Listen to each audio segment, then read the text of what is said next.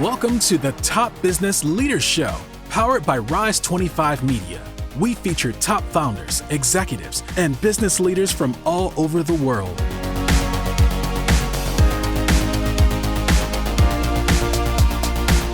Chad Franzen here, co-host for this show where we feature top restaurateurs, investors, and business leaders. This is part of our SpotOn Series. SpotOn has the best-in-class payment platform for retail, and they have a flagship solution called SpotOn Restaurant, where they combine marketing, software, and payments all in one. They've served everyone from larger chains like Dairy Queen and Subway to small mom-and-pop restaurants. To learn more, go to SpotOn.com. This episode is brought to you by Rise 25. We help B2B businesses to get ROI, clients, and referrals, and strategic partnerships through Done-For-You podcasts. If you have a B2B business and want to build great relationships with clients, referrals, and thought leaders in your space, there's no better way to do it than through podcasts and content marketing. To learn more, go to rise25.com or email us at support@rise25media.com. Mark Gray is President and Chief Operating Officer of Bottleneck Management, parent company to CityWorks, Old Town Poorhouse, Sweetwater, and South Branch. He's the former CEO of Barfly Ventures. Hey, Mark, thanks so much for joining me today. How are you? I'm great. Thanks for having me. So how did you get involved with Bottleneck Management? I've been with the company now just under 3 years. I was with Barfly for 5 years, and we had a great run there. But when I was done with that position, took some time off and kind of put forward a thoughtful search and interviewed with a lot of different companies and a lot of different folks. But I just think culturally, Bottleneck was the most aligned. And the style of the concept I felt was in my wheelhouse, with a craft beer focus and very culinary forward. So it just seemed to align with what I enjoy about the business. When you say culturally, what was it about that was so attractive to you? Yeah, I think especially when you're working in an owner-led business, we're not owned by private equity or another larger corporate restaurant group like Darden or Brinker. I mean, we have 3 owners. There's a couple of investors, but so I think when you're getting into a situation like that, you really have to take a look at, is my vision for how I want to manage and run the business on a day-to-day aligned with what their expectations are. And just in meeting with them, I felt very, very confident that, our vision for how we treat people, our vision for quality and service expectations were very aligned. And that just made it the right fit for me. So what's kind of involved in your day-to-day role as president and COO? You guys have locations through multiple states, so I'm guessing operations can be maybe challenging. What's kind of involved in your day-to-day role as COO and president? Yeah, what's great about my job is I get to be a little bit of a generalist.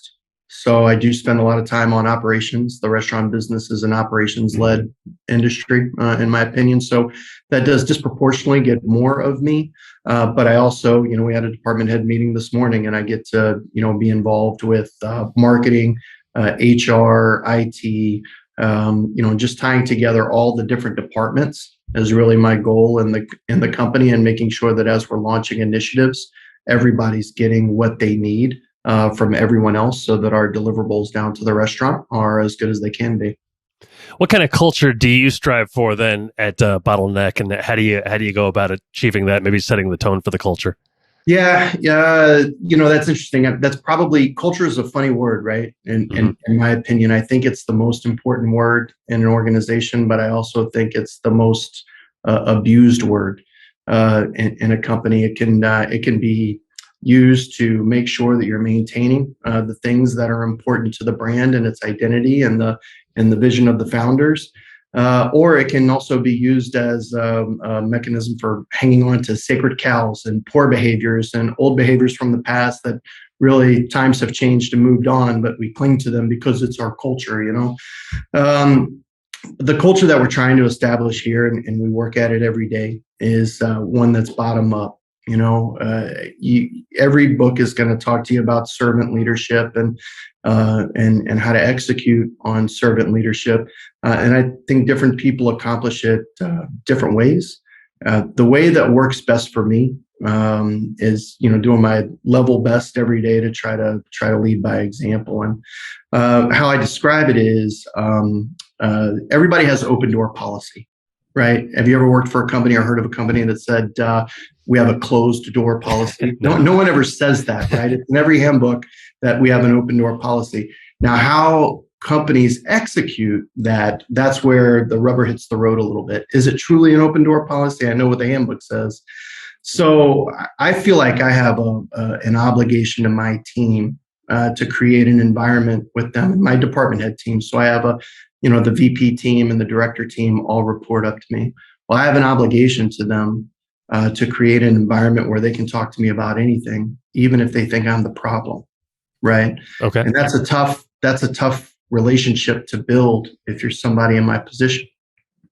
It's tough to break those barriers down where they feel like they can give you feedback, but ultimately, if you're going to execute on that open door policy, I think that's the type of relationship that you have to have. Whenever you ask somebody for a definition of open door policy, they'll give you something like, you feel comfortable to talk to your superior or your boss about anything at any time. That's a very general definition.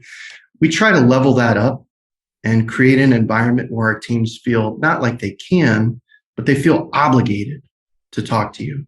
That their level of investment and their level of ownership and what's going on in the day-to-day business is so important to them that they just have to discuss it with you. And in order to achieve that, you've got to build a relationship uniquely with each individual person where they feel like they can talk to you about those things, even if they think you're the issue. And that sounds easy, but to develop that culturally through the entire organization is very hard.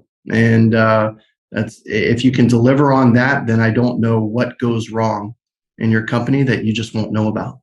Sure. That's very very interesting. How has the COVID pandemic kind of impacted operations with Bottleneck and your locations?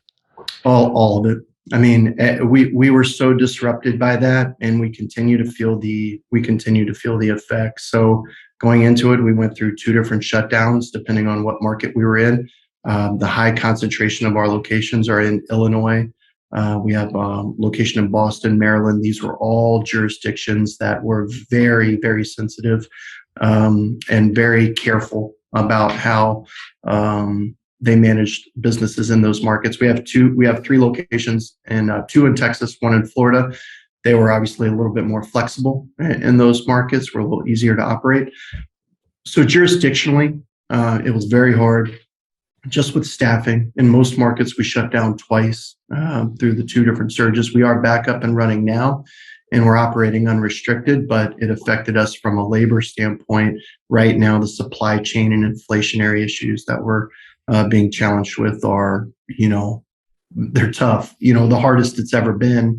And so balancing the need of offsetting that inflationary pressure, both on labor and on cost of goods, with understanding how much of that we can actually pass down to the guest through pricing has been a very, that's the juggling match we're in right now. And so we're looking at all options, whether it be pricing, portion size, whatever we got to do to try to maintain value for the guest, but then also make sure that we're delivering, on the company's needs as well. I think you guys had a couple of things that kind of were born out of maybe the pandemic. Tell me about Secret Sauce Barbecue. We went into the pandemic with virtually no online presence, for it to go. We're at a very experiential concept. So we have lots of great events and, we book a lot of parties, things like that. We have great atmosphere for watching sports. So we never really focused on to go because we want everybody to go to the restaurant. That's our bread and butter. That's how we differentiate. And so coming out of COVID, obviously that all had to change, right? People were ordering everything they could online.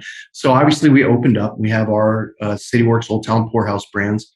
We opened up with a great to-go partner. We reopened with delivery, curbside, doing all of what everybody else was doing.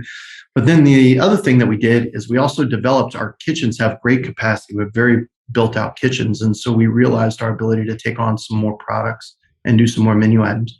So we created a virtual brand, Secret Sauce Barbecue, and we execute that out of virtually all of our CityWorks and Old Town Poorhouse locations. So wherever there's a CityWorks online through all the delivery platforms, there's likely also a Secret Sauce Barbecue. And we opened it, we started it with very modest expectations, and it has exceeded all expectations, and has become a big part of our business model now.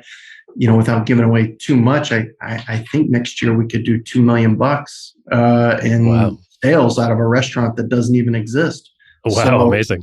Yeah, it's so we're very excited about it, and the teams love it. It kind of is it's turning into a unique. We have some markets that do better than others, but by and large, it's just doing awesome for us. How did you kind of, I'm always curious about this with ghost kitchens. How did you debut it? Was it just people who were curious about your other restaurants and then they just stumbled across it, or did you actually communicate that it was opening?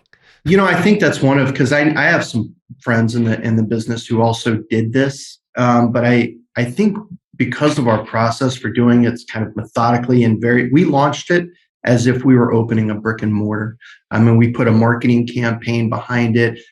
We blasted all of the social media platforms. We did press releases. Like, we did it just as if we were opening a restaurant. There was virtually no distinction. The only distinction was we were just online. And so I think that's how we were able to get a lot of press out of it, got some legs, and we established the brand very quickly in the markets. We just didn't open it up and kind of see what happens. We went at it with a full-blown strategy for getting the word out, and we feel like that's been the difference maker for us. Some other concepts did this to not as much of a positive impact, but I just think we went at it with a great menu and a great plan, and now it's, like I said, it's a big part of our model.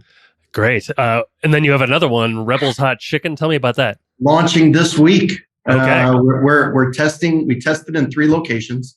The reviews and the results preliminarily have been awesome again, and so now we're launching company wide. We're launching company wide this week, and I expect, frankly, I think this one is going to outdo Secret Sauce. I think the branding is awesome. I think because it's hot chicken, it's very hot right now, no pun intended, very popular. Mm-hmm. So I think as this hits in the different markets, I would suspect that this will be as good or better as Secret Sauce. A little bit easier for us to execute as well. So I think the execution on it will be a little bit better. But it's going live. It's going live as we speak. So as far as the locations that people maybe are familiar with, maybe not, you have 9 CityWorks locations in 5 different states. Tell me what people can kind of expect when they go to a CityWorks. Yeah, like I said earlier, I think we are the place. I don't know what everybody's favorite restaurant groups are, but mine is one of my all-time favorites is Houston's. I think that Hillstone group is a best in class, and so I like to call us the Houston's of sports bars. Mm-hmm. I hope we measure up to that because I have such admiration for that group. But I just think we're a place where you can have a best in class opportunity to watch whatever game or major event, while also having a fresh from scratch dining experience. To draw some separation between us and what I think we have duck nachos, bone-in pork chop, steaks. We're just a more upscale dining experience than what you would normally get out of a sports bar. And the atmosphere is incredible. So I think what somebody could expect coming into a CityWorks or a Poorhouse is, have one of the best places you'll ever see to watch a game or event while having a very upscale casual dining experience. How is CityWorks different at all from Old Town Poorhouse? I know you have not really 4 locations of those. They're pretty similar. It's the same concept essentially, but we manage it. We open it under 2 different flags. So we're a little bit careful about where we put poorhouses because a lot of towns have a poorhouse. And so we're cognizant of that.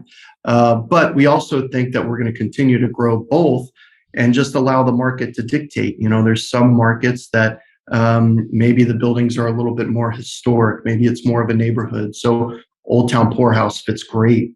Just the name and the branding and everything fits great in that community. Whereas City Works is much more contemporary, big lifestyle center. That type of environment is where you'll find a City Works. So same menus essentially, same beverage programs, but we fly it under two different flags to make sure that we cater to the market that we're in. Okay. Then you have two other places, South Branch and Sweetwater. What can you tell me about those two? Yeah, those are our downtown Chicagoland locations.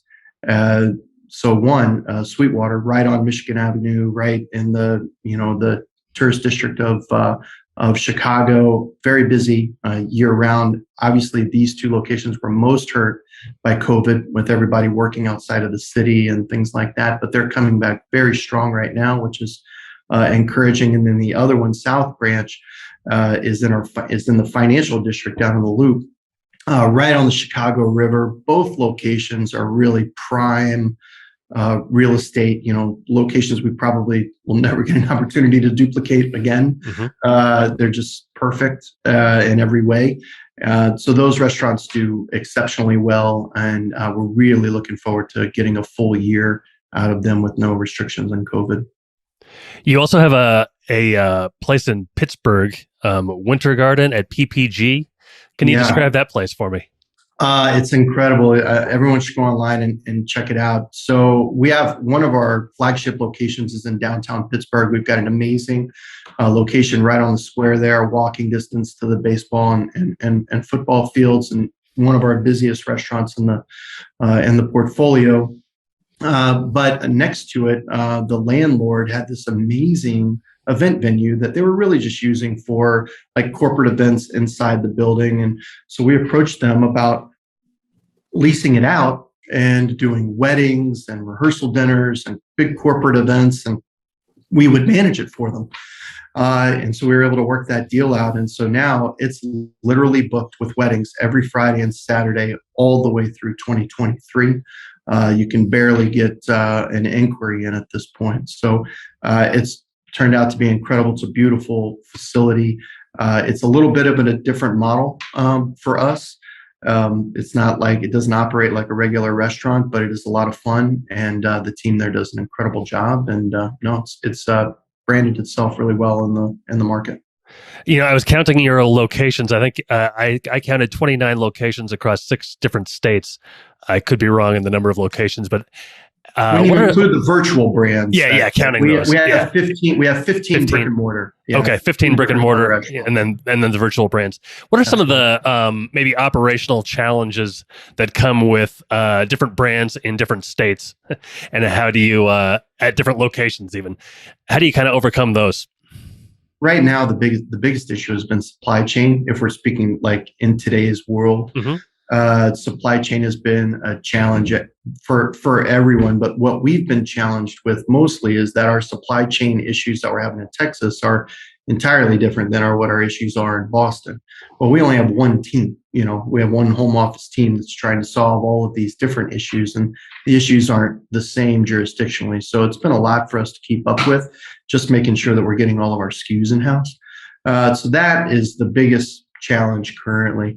In just a normal operating environment, it's maintaining your standards when you're spread out from a geography standpoint like this. And so you have to have a good operations. You have to have great training programs in place, but then you also have to have a good operations infrastructure that's able to travel to these locations and validate that all of the standards and expectations are being met. That's on a day-to-day, that's the biggest issue or the biggest challenge we have. And then right now, currently, it's supply chain has been, really tough.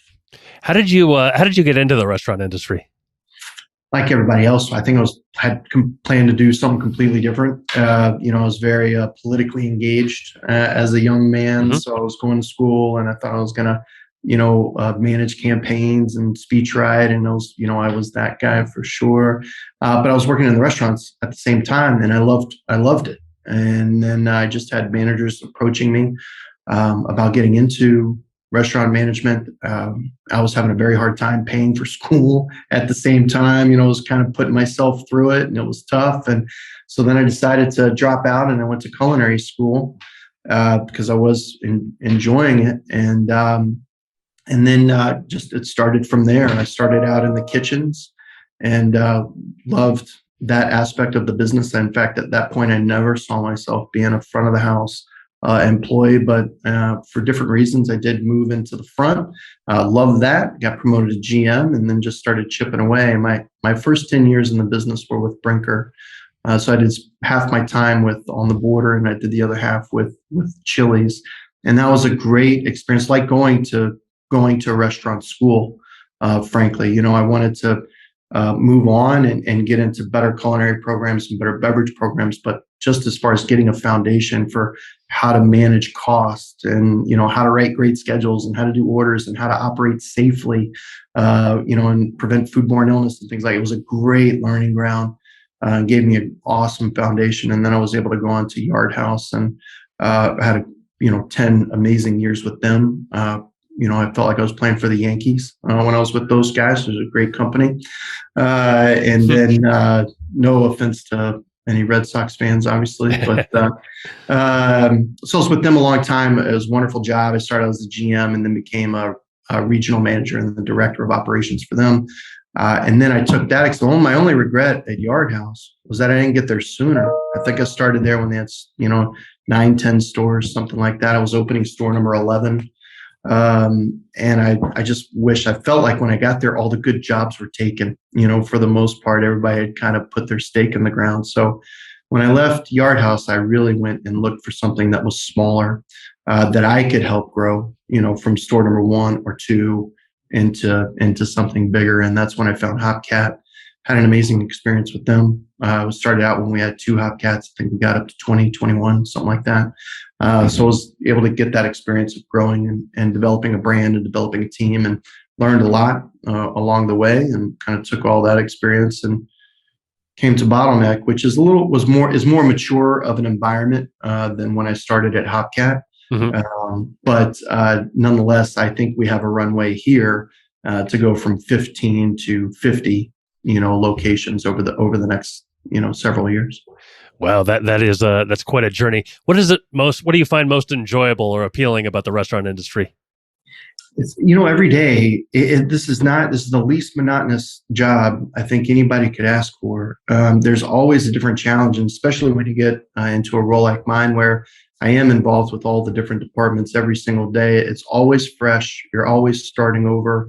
And so I think it's just, you come into the day always with a plan, and by the noon, you're off that and you're on to whatever, the challenge of the moment is. And I just think having work coming at me all the time, it benefits me. And then I chip away at the initiatives that we've got going on. But it's nice to have that combination of being proactive, but the need to be reactive as well.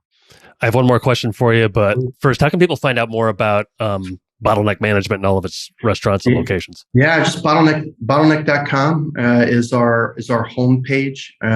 All of the other concepts, all of our concepts have their own individual, but if you can link to all of them off of the Bottleneck Management homepage, and then obviously follow us on all of the social media platforms. My last question. Okay, it's actually 2. You said you went to culinary school. What would you say was the dish that you were most proud of as you came out of culinary school? And then if you were to go to one of your locations as a customer, what is your top kind of go-to item? Well, that's an easy one. We just rolled it out. We just launched a Cajun linguine that I think is the best pasta in casual dining. It is almost exclusively responsible for the 10 pounds I've put on in the last month. So it's an incredible dish. We just launched 15 new menu items. I think they're all exceptional, but that's far and away my favorite. And there were a lot of. Culinary school, you learn so much. Mm-hmm. But I'll tell you quick. The thing I was most proud of is I made a pie, an apple cherry pie. It was like my final exam, and somebody stole it. I think it was the best pie I made, but somebody took it from another and turned it in for the. So I spent 2 days trying to track down. But yeah, so my best dish I made in culinary school. Unfortunately, I didn't get any credit for it, but I was pretty bummed out. But yeah, no, it was a good experience, and like I said, like Brinker, it gave me a great foundation for what to look forward to. But no, it was good. Yeah, I would imagine. Hey, thank you so much for your time, Mark. It's been great to talk to you and great to hear your story and your insights. Really appreciate it. Thank you. All right. So long, everybody. Thanks for listening to the Top Business Leaders Show, powered by Rise 25. Visit rise25.com to check out more episodes of the show and to learn more about how you can start your own podcast.